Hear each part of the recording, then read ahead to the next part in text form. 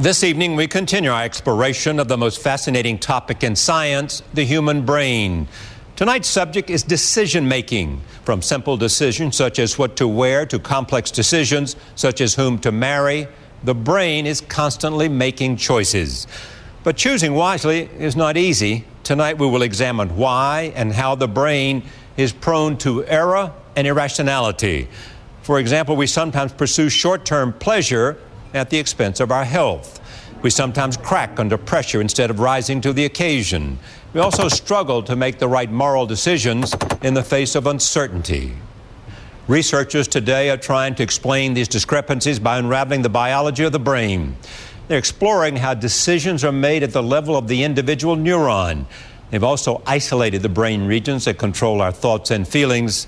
Our discussion tonight will touch on some of the most important aspects of the human experience, including morality, social interaction, and economic decision-making. We will learn how emotions exert powerful control over our choices, for better or for worse. We'll also learn how decision-making is disrupted in disorders like attention deficit disorder and psychopathic behavior. Joining me now is a group of neuroscientists who approach the mystery of decision-making from very different directions. William Newsome. He studies decision-making on the cellular level by exploring the neural processes that mediate visual perception. He is a professor in the Department of Neurobiology at Stanford University and a Howard Hughes medical investigator. Tony Movshon. He studies the brain systems that control the simplest form of decision-making, perception. He is a professor of neuroscience and psychology at New York University. Ray Dolan. He studies how emotion and cognition interact to produce a decision. He is a professor at University College in London and the director of the Wellcome Trust Center of Neuroimaging. Joshua Greene. He studies the brain mechanisms responsible for moral decision-making. He is an assistant professor of psychology at Harvard University and director of the Moral Cognition Lab. And once again, my co-host is Dr. Eric Kandel. He is a Nobel laureate, a professor at Columbia University, a Howard Hughes medical investigator, and a great friend to this program. Before we get too far, Eric, I want to make sure I understand what's happening in the neurons in terms of decision-making. In order to study any process in detail, you need a good psychological description of what's going on, and Tony has pioneered in that. Right. You then can tackle the problem at the cellular level in experimental animals using single-cell recording. And then you can go on, which is a revolution in the last 20 or 30 years, to image it in intact behaving people and ask him what areas of the brain light up when you make a moral judgment, when you make an economic decision. So we need to discuss all of these, the behavior, the cellular recordings of it, and the imaging of people making progressively more complex decisions. The representation of sensory stimuli in the brain is something that we talked about in an earlier program and something that people have been familiar with for almost a century now. And the evidence we have on that comes from making brain recordings of the responses that neurons give to sensory signals. And one key thing, it turns out, is that in many different domains, the sensory signals that you measure in a nerve cell get stronger when the stimulus in the world gets stronger. So that means that the activity in a nerve cell gives you a measurement of how intense the stimulus was in the world. That gives you a natural framework for thinking about how you would distinguish between two stimuli that differ in intensity. And so the reasoning being that if one stimulus evokes a stronger response and another evokes a weaker response, then the difference between those two is the decision variable, so-called, on which you're going to base your judgment. Now, it turns out to be handy to have a simple task to do in which one can actually ask either a human observer or a macaque monkey or a neuron, depending on the experiment you're doing, which of two stimuli is the stronger. And some years ago, Bill and I settled on a particular kind of moving stimulus as being handy for this. And I'm going to run an experiment with that stimulus on Eric. What he's going to get is a little countdown, 3, 2, 1, then a bullseye. I can manage that. Now watch the dots. And at the end, I'm going to ask you what direction those dots were moving in. Eric, I think you can manage this. Did the dots move left or right? To the left, correct. Now, that task was basically effortless because all the dots moved together and you didn't actually have to do any particular discrimination. But now, that wasn't that easy. I'm going to make it a little bit harder in the next video by taking some of the dots and making them twinkle at random instead of move together. Right. Yep. You are correct, but you'll notice that some of the dots were not actually obeying that rule. Getting a little bit more difficult. Now I'm going to make things a little harder. Which way? To the right, I think. All right, Eric. Very good. All right. So, but I think I've got a future at this. Can I become a monkey? as they say in the films, don't get cocky. May I have the next piece, Charlie please? handles the next one. No. Next one, please.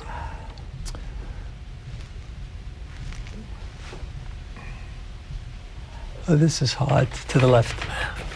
To the left. You are correct, Eric, but it was hard. Now, one of the things I want to point out is that as I've made this harder by sprinkling all these random dots in it, you haven't been able just to look effortlessly at the display and say, oh, I see it's immediately moving to the left. You have to watch, you have to attend, and you have to do what we call integrate information over the course of the display before you can make up your mind. Right. And what makes this task very helpful for us as neuroscientists is that you can actually use that need to integrate over time to make things work. Let me just give you the last hard one, Eric. I think it's to the right. I'm not sure. You are correct, but you were guessing. Right. The reason we did this experiment this way is that we knew there were neurons in the brain that responded to the motion and responded more strongly when the motion was strong and more weakly when the motion was weak. And basically what we're doing is asking the neurons that respond for leftward motion and the neurons that respond for rightward motion to argue between themselves about which was basically the better signal, which was the stronger signal. Right. And Eric chose in the end of each of these trials, on the basis of the rightward neurons and the leftward neurons, he chose the population of neurons, as we think about them, that gave the strongest signal. Many of the lessons that Ray conveyed about economic decision-making also apply to moral decision-making, which comes to people's surprise sometimes, because people often think of moral decisions as being made by a moral sense or a moral faculty that's somehow special and apart from the rest of the mind, but that doesn't seem to be the case. And one good place to start to see how the mind is like a fractious parliament rather than a unified monarchy is to start with moral dilemmas. Right. Moral dilemmas are fascinating because they have competing factors, and they're a good place to start if you're trying to do a science of moral decision-making, because they can bring out the competing forces which may, and do, as it turns out, correspond to competing forces in the mind. So one famous set of moral dilemmas that philosophers have been arguing about for a few decades now is known as the trolley problem. Right. And it comes in a couple of different parts. So in the first part of the trolley problem, and you can see it up on the top of the screen, there's a trolley that's headed towards those 5 people. And there you are down at the bottom by the switch. And the only way you can save the lives of those 5 people is by hitting that switch. And that will divert the trolley away from the 5 and onto the 1.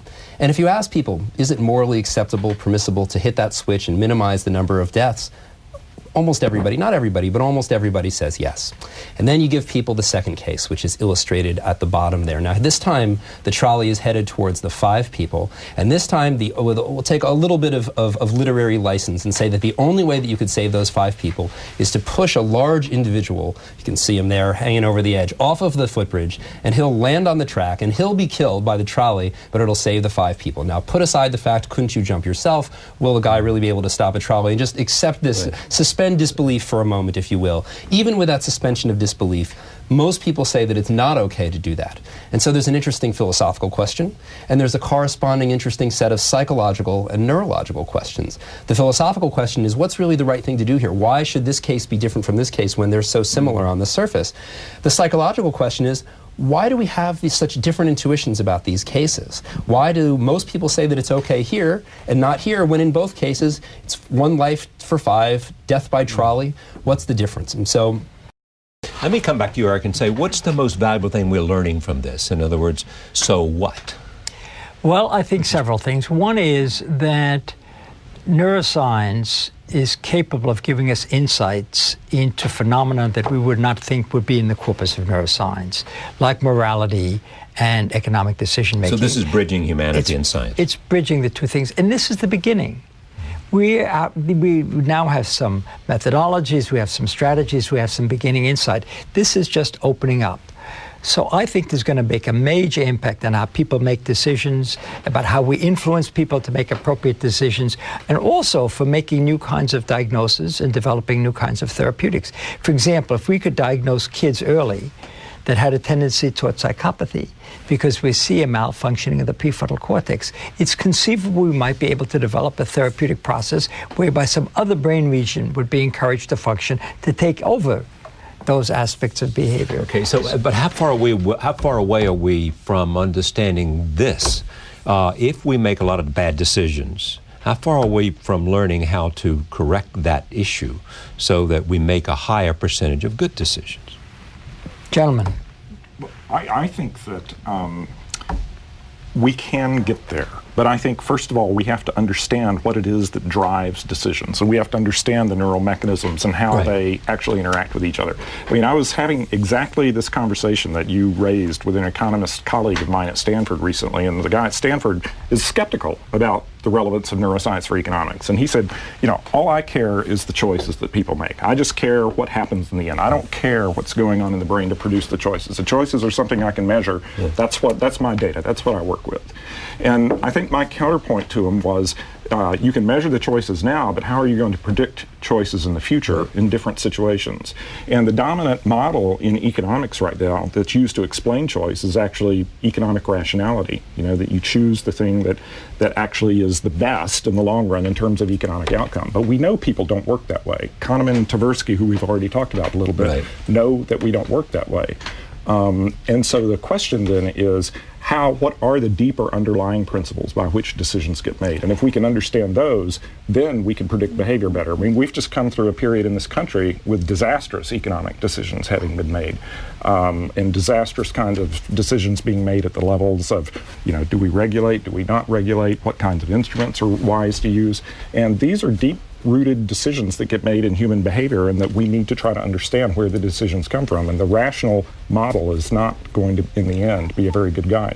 I think a simple example of what neuroscience can offer is the realization that we've had from Freud and even before, how important emotion is to people's behavior. And your example, how sometimes emotional processes are recruited and sometimes they're not for decision-making, for moral decision-making. We need a direct measure of that. If we can image people and say, we recruit the amygdala under these circumstances, we don't recruit the amygdala under those circumstances, we have an independent way of evaluating under what circumstances emotional processes recruited. And I think that's extremely important, because otherwise we're just inferring that this is happening. This provides us a direct measurement. But sometimes the emotion, the empathy, the ability to empathize with other people that the psychopaths lack is a good thing. How do we think about pluses and minuses of emotion? So I think this is where I think that the camera analogy is very useful. If you think of the emotions as being like the automatic settings, and you think of manual mode as being like reasoning, you can ask of a photographer, well, what's better, the automatic settings or the manual mode? And what the photographer will say is different things are good for different circumstances. That if you're in a standard kind of photographic situation, the kind that the manufacturer of your camera could anticipate, then go ahead and use your automatic landscape setting or whatever it is. But if you're facing a fundamentally new kind of photographic challenge, then you're probably going to have to put your camera in manual mode. And so I think that what we really need to do as a society is understand ourselves so that we can know how to use our moral brains. Understand when we're dealing with the kind of situation that we've been well prepared for, either by our genes or by cultural influences or by our own experiences, and when we're sort of going out on a decision-making limb. An example of going out on a decision-making limb would be dealing with something like global warming. We have no genetic experience with dealing with global warming. We have no personal experience with it. I mean, we've never gone through a trial and error process because we're still on our first trial, and likewise for cultural ways of honing our decisions. And so in trying to come up with what's a fair way to divide up the burdens of solving this problem, should we go with historical emissions levels and say whatever's been in the past, that's more or less fair and we're going to stick with that? Or should we start with a clean slate and say every human on Earth has the equal right to emit carbon? Very different ways of looking at it. Obviously different countries favor looking at it one way or the other, and I think our intuitions about justice and fairness may not be much help here, and we may have to put our cameras in manual mode and think like wonky economists. Other cases, for example, managing your personal life, it would be terrible to think like a wonky economist, and instead you want to think like a poet. So we got to understand ourselves to use our minds better. Neuroscience of decision-making is going to be very pressing for our society. Josh and I have been involved for the last 3 years in a neuroscience and law project sponsored by the MacArthur Foundation, because neuroscience evidence is starting more and more to be being introduced into court situations, with defense attorneys showing brain scans and saying, look, my client's brain is different from normal brains. How can my client be held responsible for his action when he's got a different brain from the rest of us? And federal judges are looking at psychologists and neuroscientists and saying, what do we do with this stuff? stuff? You know, what are the reliability of these data and things?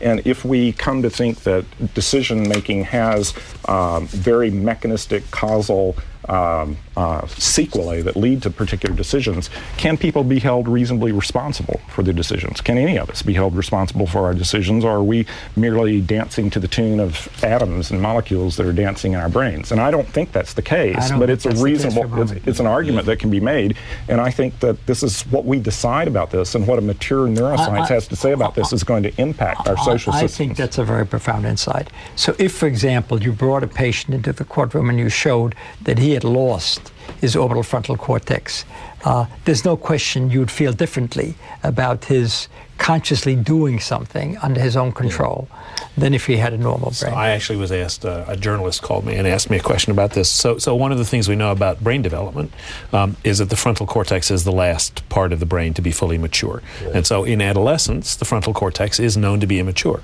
And so this journalist called me up and said, do you believe that because the frontal cortex develops late, that teenagers should not be responsible for their actions because they have improperly developed frontal cortex?